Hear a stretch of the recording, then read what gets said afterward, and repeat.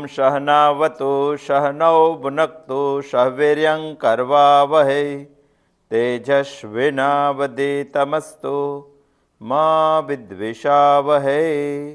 ओम शांति शांति शांति।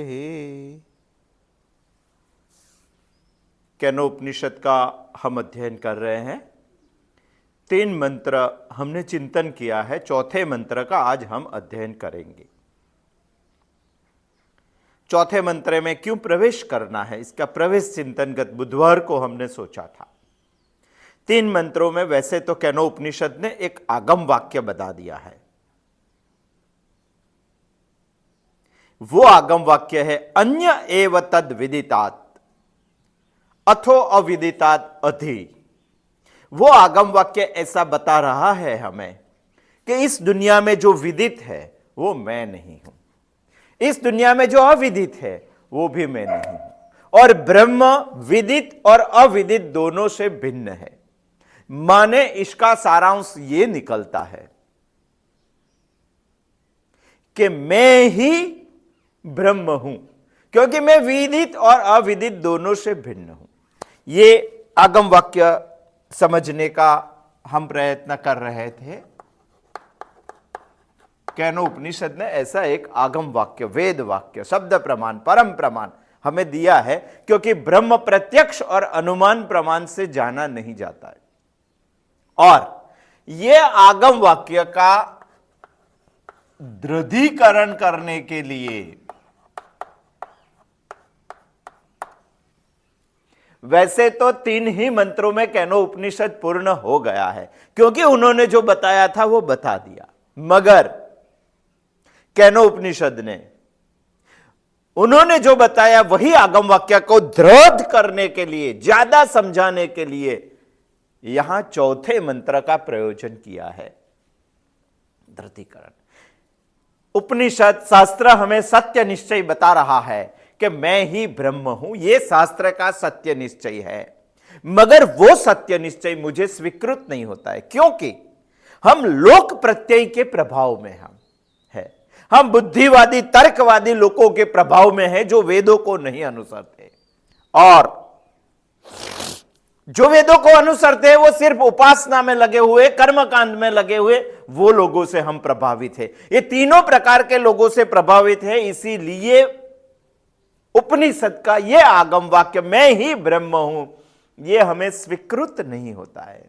और हमारी मान्यता ये स्थिर हो गई है कि वेद जिसकी उपासना करने को बता रहे, विष्णु, ब्रह्मा, महेश, गणेश, ये देव की जो उपासना करने को बता रहे वो देव ही ब्रह्म है, ऐसा हम समझ लेते हैं, ऐसा हम मानते हैं। और उनकी उपासना करने वाले हम उपासक इससे अलग है, भिन्न है। ऐसी बात हमारी मान्यता में दृढ़ हो गई है। वो बात की भ्रांति निकालने के लिए और उपनिषद ने जो आगम वाक्य बताया है उसका दृढ़ीकरण करने के लिए उपनिषद हमें, केनोपनिषद हमें चौथा मंत्र बता रहे हैं। दूसरा भी एक कारण है हमें चौथा मंत्र क्यों पढ़ना चाहिए। पहली बात तो उपनिषद का सत्य वचन, सत्य निश्चय, सत्य आगम, वेद वाक्य, उसका दृढ़ीकरण होना चाहिए इसके लिए, क्योंकि इसके विरुद्ध, इससे कुछ उल्टा ही हमारी मान्यता में दृढ़ हो गया है। उसको निकालकर उपनिषद का दृढ़ीकरण करने के लिए चौथे मंत्र की आवश्यकता है। दूसरा भी एक कारण है। दूसरे मंत्र में उपनिषद ने हमें ब्रह्म के बारे में कुछ सांकेतिक प्रत्युत्तर दिया था। श्रोतस्य श्रोतम मनसो मनोयत वाचो हवाचम स प्राणस्य प्राण। क्या बोला था? वाचो हवाचम,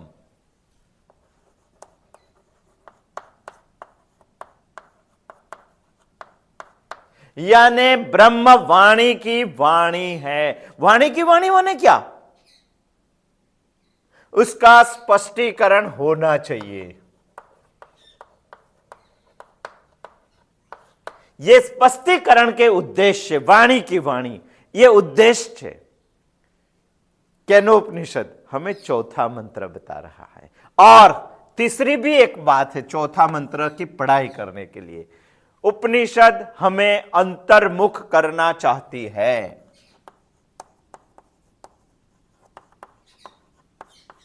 वैसे सारी दुनिया मंदिर में भगवान को ढूंढ रही है, दुनिया में भगवान को ढूंढ रही, जंगल में भगवान को ढूंढ रही, आकाश में भगवान को देख रही। वो ईश्वर तेरे अंदर है तो खुद में ढूंढने की बात तो भूल जाता है।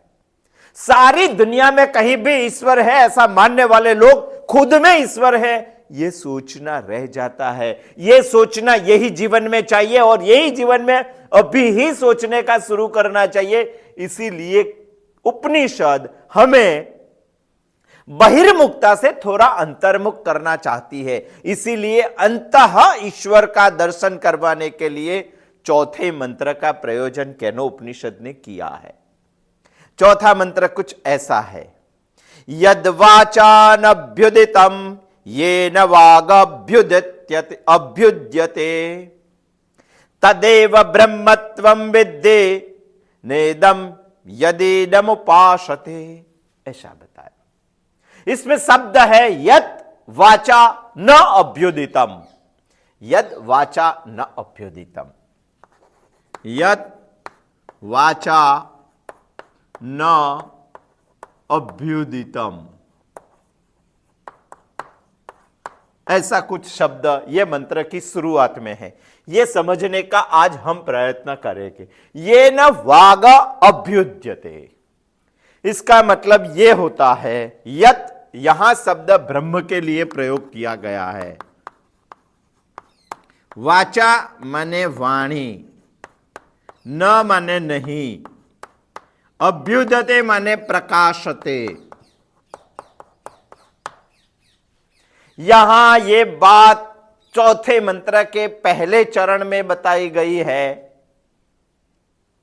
कि हमारी वाणी ब्रह्म को प्रकाशित नहीं करती है।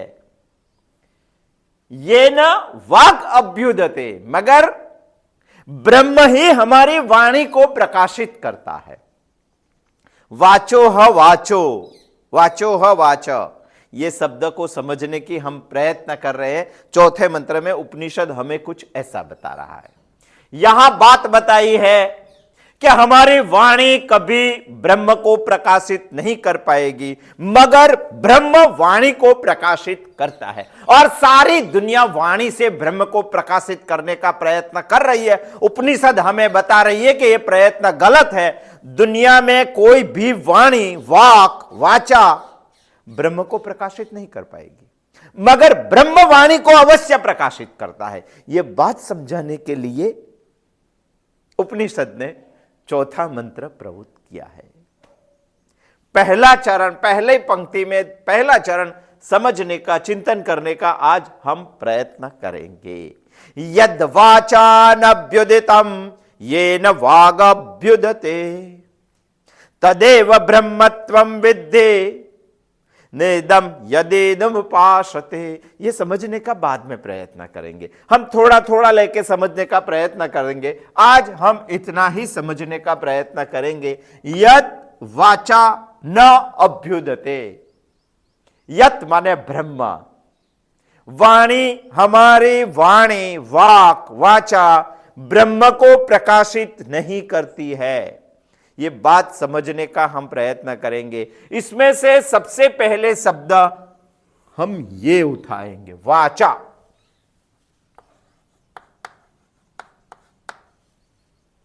वाचा शब्द वाक पर से आया हुआ शब्द है। वाक रूप का तीसरे वचन में तृतीय विभक्ति में वाचा शब्द होता है।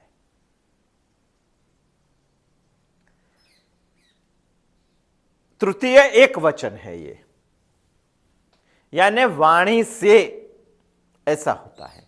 ये बताने के लिए वाचा शब्द उपनिषद ने प्रयोग किया है। वाचा का मूल शब्द है वाक, बन जाता है वाणी।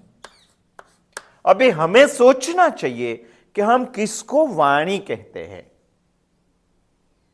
क्योंकि उपनिषद ने तो बता दिया वाणी से ब्रह्म प्रकाशित नहीं होता है, ब्रह्म से वाणी प्रकाशित होती है। यह बात हमें समझनी है। आज हम समझते हैं वाणी से ब्रह्म प्रकाशित नहीं होता है, क्योंकि हमारी समझ में वाणी क्या है। हमें आज समझना चाहिए वाणी किसको वाणी बोलते हैं। उसमें बहुत सारी बातें उपनिषद ने बताई हुई है, भाष्य में शंकराचार्य जी ने बहुत सारी बातें में से थोड़ी बातें आज समझने का हम प्रयत्न करते हैं कि हम किसको वाणी बोलते हैं।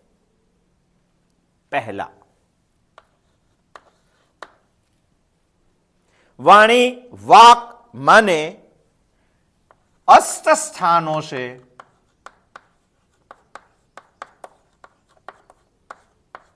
जिसका उच्चार होता है उसको हम वाणी बोलते हैं। पहली बात बहुत ध्यान से समझने का, हमारे शरीर में मुंह में ऐसे 8 स्थान है, अष्ट स्थान है, जहां से हवा निकलती है और कुछ उच्चारण निकलता है, इसी को ही हम वाणी बोलते हैं। अष्ट स्थानों से उच्चार, इसको क्योंकि उपनिषद ने तो बता दिया यद वाचा न अभ्युदितम, यद वाचा न अभ्युदितम, वाणी ब्रह्म को प्रकाशित नहीं करती है। तो हमें यह समझना पड़ेगा कि वाणी क्या है, वाक क्या है। तो इसका पहला समझ हमारी यह है कि हमारे अंदर अष्ट स्थान है। हमारा जो मूढ़ाक्षर है, जो पढ़ाई करने के पहले हम जो मूढ़ाक्षर पढ़ रहे हैं, बहुत साइंटिफिक है, बहुत साइंटिफिक, बहुत सोच के बनाया हुआ है। हम इसके बारे में कभी नहीं सोचते। बच्चे को समझा देते गधे का घ, अरे गधे का घ क्यों होता है, क्यों होता है, इसका उच्चारण स्थान कौन सा है, और उच्चारण स्थान के हिसाब से ही ये सबको बनाया गया है। 8 उच्चारण स्थान है हमारे, और 8 उच्चारण स्थान हमें समझना चाहिए। जब व्याकरण पढ़ते हैं और उच्चारण का एक ग्रंथ पढ़ते हैं, तभी इसमें इसका वर्ग किया गया है। इसका वर्ग का एक सूत्र है कुचु टू, कु माने क वर्ग, चु माने च वर्ग, ट माने त वर्ग, और त माने त वर्ग, और प माने प वर्ग। एक सूत्र है अकुहु विसर्जनीयाम, अकुहु विसर्जनीयानाम कंथः।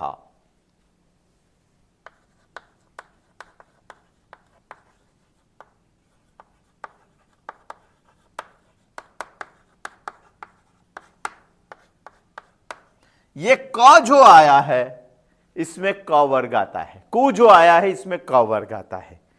यानी अ, क, ख, ग, घ, अंग, इतने जो वर्ण है, ह भी है इसमें, हाँ, इतने वर्ण जो है वो हमारे कंठ से उच्चारे जाने वाले वर्ग है। इचु यशानाम तालुहु, इचु यशानाम तालुहु, यानी चु माने च वर्ग, और च वर्ग को हमें देखना चाहिए। ई, च, छ, ज, ई, च, छ, ज, झ, य, श, ये शब्द जो है, ये वर्ण जो है हमारे तालु से उच्चारे जाने वाले वर्ण है। हमारी जिह्वा तालु पे टच होती है और उच्चार जाने वाले वर्ण है। ऋतु रसानाम मूर्धाहा,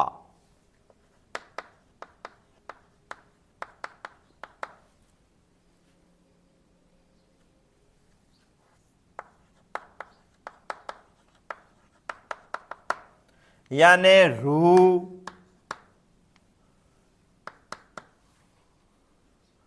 त, ठ, द, ध, न,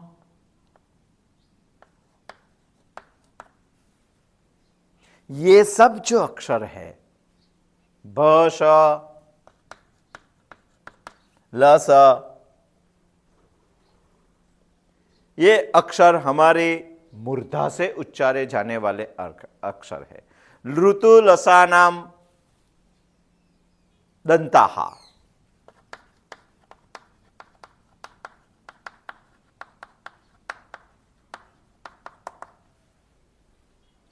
हम वर्ण का कैसे उच्चार करते हैं, बहुत वैज्ञानिक पद्धति से ऋषि मुनियों ने उसको प्रयोग में लाए गए हैं। यही वर्ण को हम वाणी बोलते हैं।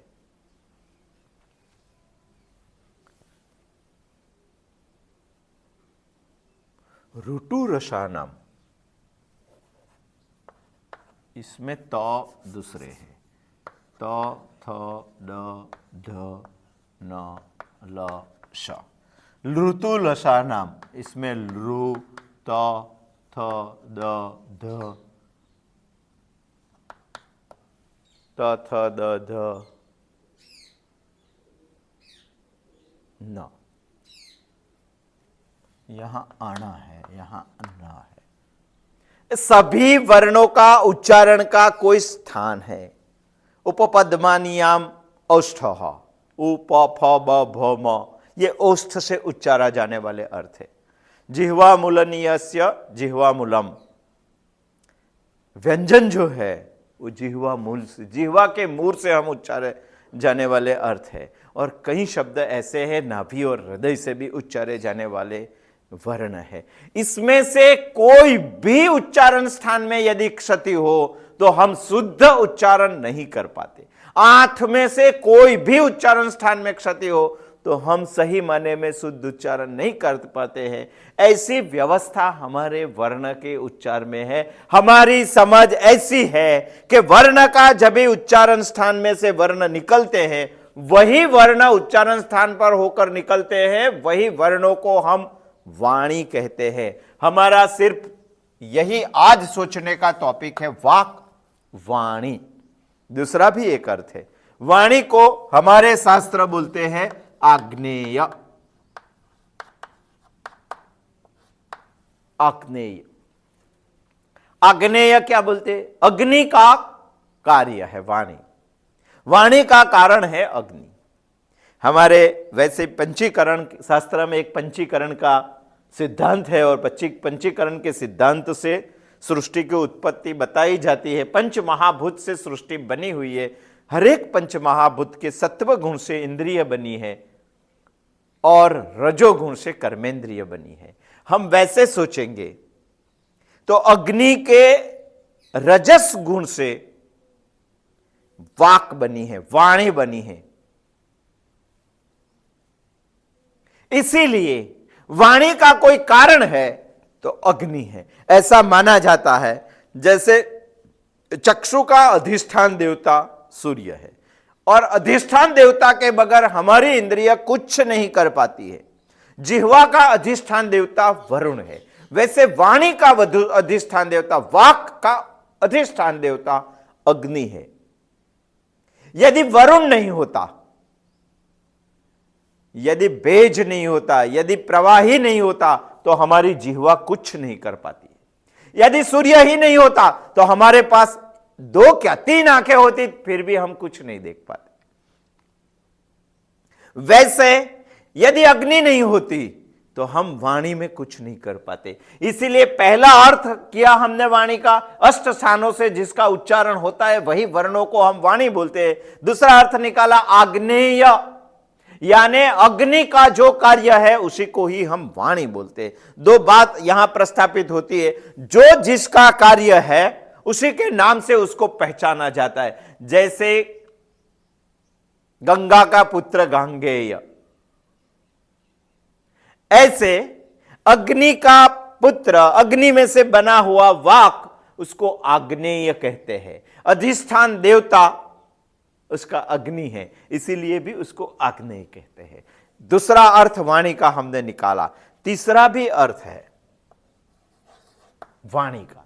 हम आज सोच रहे वाणी किसको बोल रहे, क्योंकि उपनिषद ने तो बता दिया दुनिया में कभी भी वाणी ब्रह्म को प्रकाशित नहीं करती है, मगर ब्रह्म वाणी को प्रकाशित करता है। यह बात वाचो ह वाचम हमें समझना है। इसीलिए आज हम वाणी के बारे में चिंतन कर रहे हैं। तीसरा भी एक अर्थ निकालते हैं वर्णों को अभिव्यक्त करने का जो साधन है,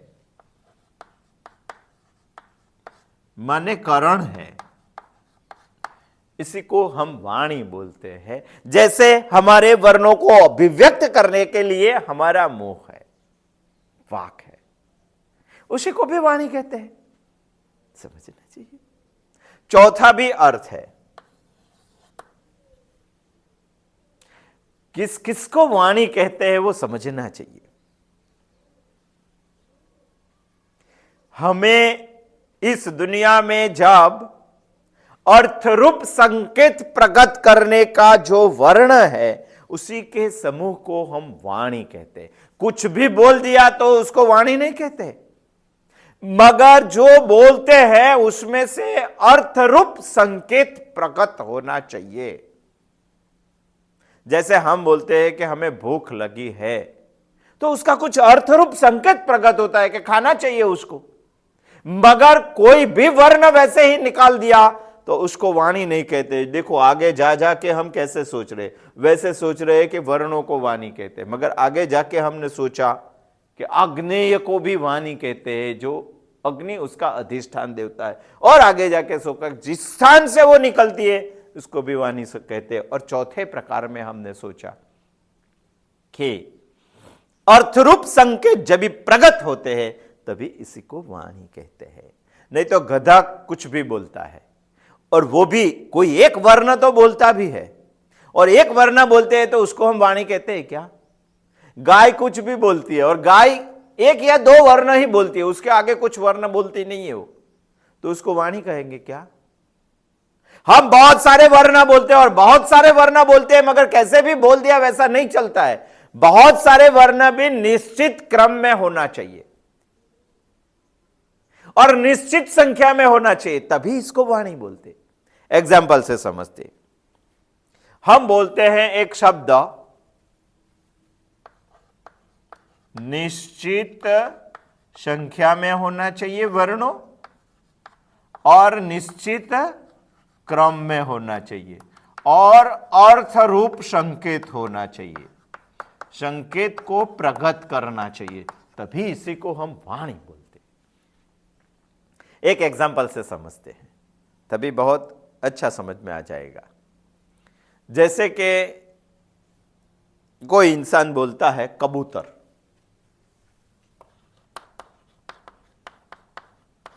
इसमें 4 वर्ण है, 4 वर्ण निश्चित क्रम में है, इसका क्रम उलट सुलट करेंगे तो इसको वाणी बोलेंगे क्या?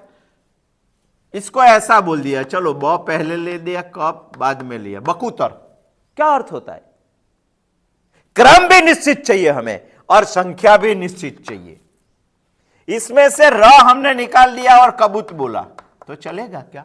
और क निकाल लिया और बुटक बुतर बोला तो अर्थ निकलता है क्या?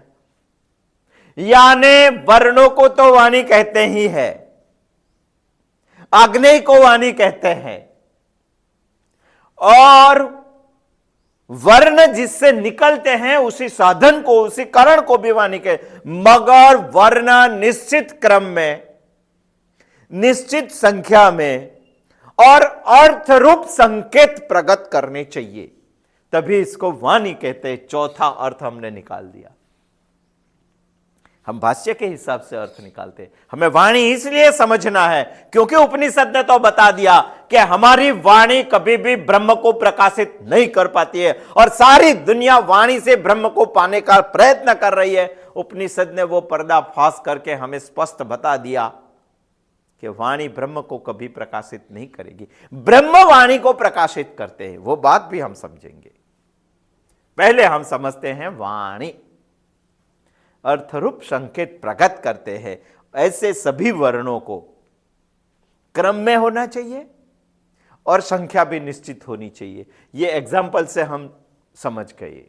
बुतर भी नहीं बोला जाता, बकूतर भी नहीं बोला जाता, क्रम भी उलट सुलटना चाहिए और संख्या भी कम ना होनी चाहिए। निश्चित किए हुए सभी वर्णों निश्चित क्रम में, निश्चित संख्या में अर्थरूप संकेत प्रकट करने चाहिए, तभी इसको हम वाणी बोलते हैं।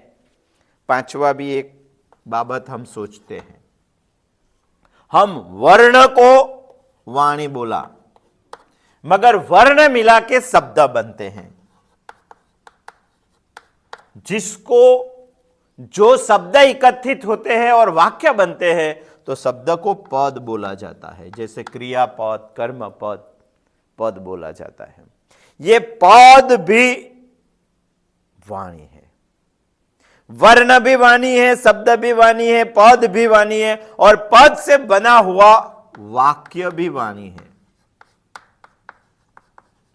हमें भूलना नहीं चाहिए।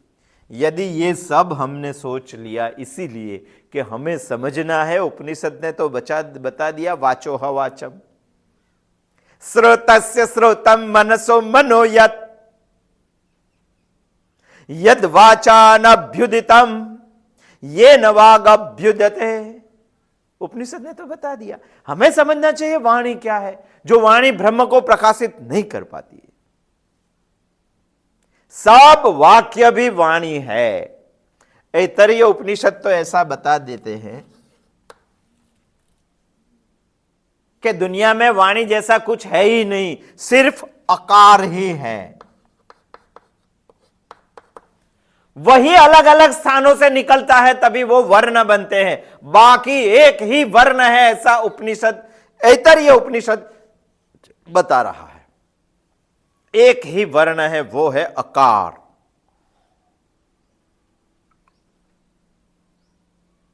इसका 3 प्रकार ऐतरेय उपनिषद में बताया है। स्पर्शाः, अंतस्थाः, इसके बारे में भी हमें सोचना चाहिए। उष्माणाः,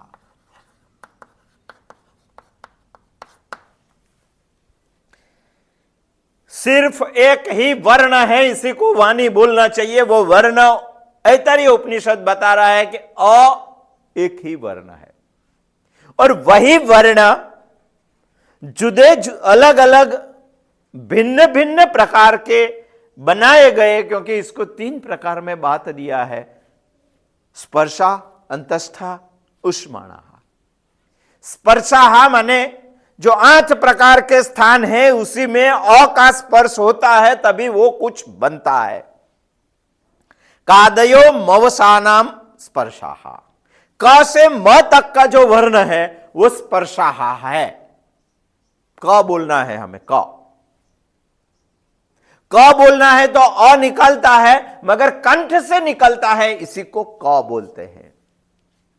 च बोलना है, च तो पहले तो निकलता है अ ही, मगर हमारी जिह्वा तालु तक टच होती है और अ उसमें से निकलता है तो बन जाता है च। हमें बोलना है त, हमें ता बोलना है तो अंदर से तो निकलता है अ ही, मगर हमारी जिह्वा दंता पे अटकती है, दंता पे स्पर्श करती है, इसलिए उसका हो जाता है त। देखो वाणी कितनी भव्य है, सोचने जैसी है, कितनी साइंटिफिक है, समझना चाहिए।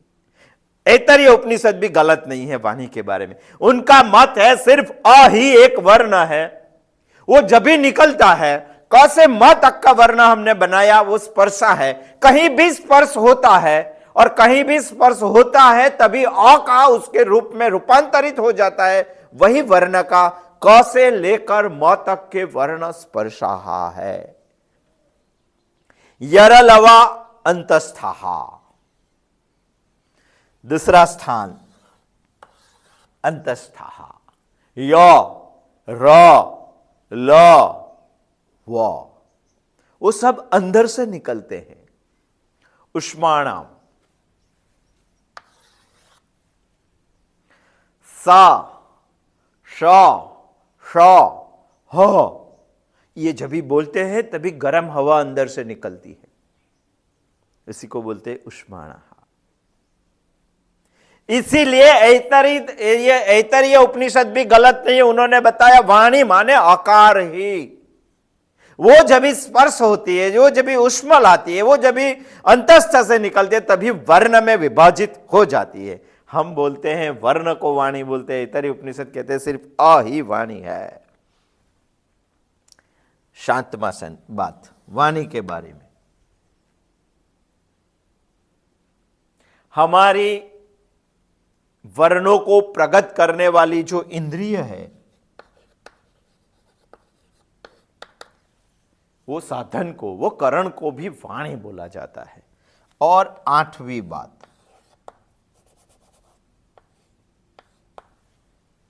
क्या है? वर्णवाणी है। वर्ण से बना हुआ शब्द वाणी है, शब्द से बना हुआ पद भी वाणी है, पद से बना हुआ, जैसे कि पद या शब्द में क्या फर्क है? हम बोलते हैं राम, यानी एक शब्द है, मगर रामम नमामि, राम को हम नमस्कार करते हैं, वो पद बन गया, वाक्य में आया रामम। इसलिए वर्ण भी वाणी है, शब्द भी वाणी है, पद भी वाणी है, वाक्य भी वाणी है। आगे जाके उपनिषद में शंकराचार्य जी भाष्य में हमें बता रहे हैं कि सिर्फ वाक्य ही वाणी, ऐसा नहीं है। वेद वाक्य, ऋषि वाक्य, वो भी वाणी है। यानी वेद वाक्य भी ब्रह्म को प्रकाशित नहीं कर पाता है और ऋषि का वाक्य भी ब्रह्म को प्रकाशित नहीं कर पाता है, क्योंकि हमें यहां सिद्धांत, सत्य सिद्धांत उपनिषद बता रही है, यद वाचा न अभ्युदितम, वाणी क्या कभी भी ब्रह्म को प्रकाशित नहीं कर पाती है। वाक्य तक हम आए, वेद वाक्य भी ब्रह्म को प्रकाशित नहीं कर पाते। ऐसा मत बोलना कि वेद पढ़ेंगे कैसे, वेद वाक्य भी, वेद वाक्य के 5 प्रकार है, मितम, अमितम, स्वरः, सत्यः, अनुत। ये 5 प्रकार के ही वाक्य होते हैं।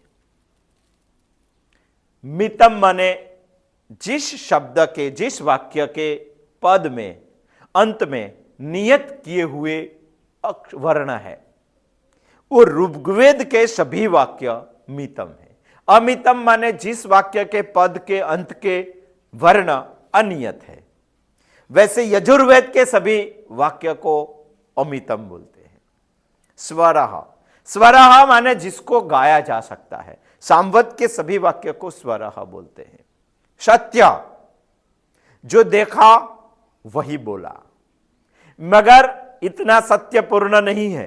हमारे मन में जैसे सोच, कोई वाक्य सुनने से हमारे मन में जो भावना खड़ी होती है, वही सोच सामने वाले के मन में खड़ी होनी चाहिए, ऐसा हम बोलेंगे, इसी को सत्य बोलते हैं। इससे उल्टा अनुत है। ये 5 प्रकार के वाक्य है। 5 प्रकार में वेद वाक्य आ जाते हैं और उपनिषद बता रहे हैं कि वाक्य भी वाणी है और वो वाणी कभी भी ब्रह्म को प्रकाशित नहीं कर पाती। प्रकाशना माने हमारे मन में सोच आ जानी। जैसे कोई घट बोलेगा तो आपके मगज में, आपके मन में एक घट के आकार आ जाएंगे। जैसे कोई पट बोलेगा, जैसे कोई सर्प बोलेगा, जैसे कोई रज्जू बोलेगा, तो उसका आकार हमारे मन में खड़ा हो जाए। मगर कोई ब्रह्म बोलेगा तो आपके मन में कोई आकार खड़ा नहीं होता है। ऋषि के वाक्य से भी नहीं, ब्रह्म के, वेद के वाक्य से भी नहीं, क्योंकि वो सिर्फ वाणी है। एक बात हमें समझनी चाहिए जो उपनिषद हमें बता रहे हैं, वाणी से यद वाचा न अभ्युदितम, वाणी से ब्रह्म प्रकाशित नहीं होता है, मगर ब्रह्मवाणी को प्रकाशित करते हैं। ये न वाग अभ्युद्यते। कैसे वाणी को ब्रह्म प्रकाशित करते हैं, आने वाले बुधवार को आएंगे और आगे हम कुछ सोचेंगे। अस्तु, जय श्री कृष्ण।